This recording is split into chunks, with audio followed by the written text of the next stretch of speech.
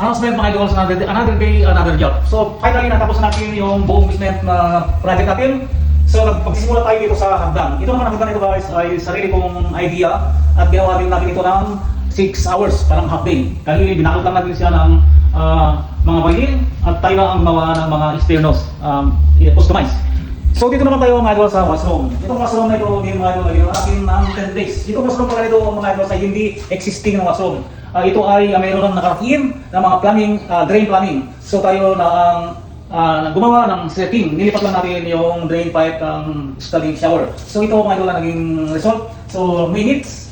Ito mga idol ay yung shower panel na mayroon siya. Nakikita mo dito yung temperature na lumalabas. So itong ginamit natin ay 32 inches na vanity. So medyo maluwang space pa rin mga idol. So yan tamang space ng washroom. So makita nyo naman dito sa ceiling mga idol, sa baba yung bulkhead. So tama-tama naman ay dito ko na pinasa ang level ng ceiling. So dito naman tayo idol dito. Ang homeowner idol ay may request na magkaroon siya dito ng countertop at may base cabinet. So dahil gano'n na plano na naglagay na ako dito idol ng bulkhead na mayroong ilaw para mas magandang tingnan. Ang purpose pa nito idol ay para pagpapagipati sila lalagyan daw ng mga pagkain. So dito naman idol, dito tayo sa furnace. So ang furnace, mga idol, ginawa rin natin ng flooring at napinis din natin ng mga wall para mas malinis tignan. At tapos mayroong sink dyan, so tama-tama lang din idol ang size. So malinis din mga idol dahil ginawa din natin ng mga wall at saka floor. Yung ceiling ang hindi lang natin ginawa. So dito mga idol, dito sa ilalim ng hagdan. So tininis din natin na para magkaroon sila ng maluwang na storage at ilagyan din natin ng closet. May hanginan at saka mayroon din shelf dito. Pagdating dito naman idol, dito sa minibar na ito ay naglagay din tayo ng, dahil may pipe dito, so nag-box tayo, imbis na i-diretso ko yung box na kinaya ako sa space, kaya nakapaglagay tayo ng open shelf dito. Tayo rin naman ang gumawa ng open shelf na ito, nakinaya ako sa space. So ito yung minibar na idol na mayroon siyang sink. So maluwang din ang cabinet ito. Ako na rin ang gumawa ng cabinet.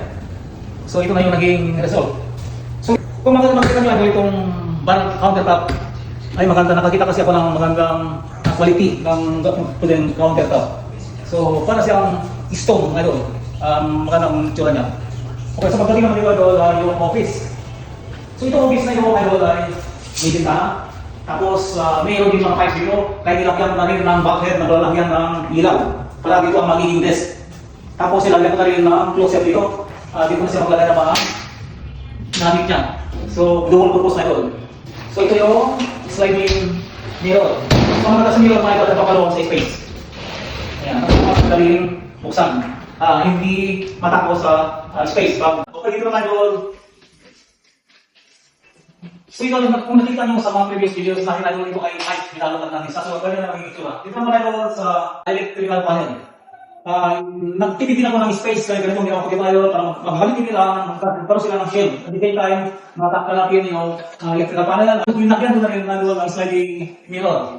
So ito ang last idol. Ito ang space na ito idol ay nag-request yung homeowner magkaroon siya ng storage. So itong storage na ito mga idol, kung makita nyo may mga pipes din dito, ay binas natin, pero nilagyan natin ng shelving, taikot, para mas marami silang may lalagay. Sa flooring naman mga idol ay choose ng homeowner. Yung kulay ay gray. Ang advantage pala mga idol ng vinyl ay waterproof at hindi na i-scratch. At may underpan na rin. Buong basement pala mga idol ang nilagyan natin ng flooring. Itong basement pala itong idol ay itiniwala na lang sa akin ng homeowner. At ako na lang ang gumawa ng setting. At sana nagustuhan ninyo idol ang basement na ginawa natin. Kung sakaling kailangan ninyo ng tulong ko sa mga renovation job ninyo kagaya ng basement, washroom, kitchen, fence, deck at iba pa. Ito ang contact number ko dito sa Toronto, Canada.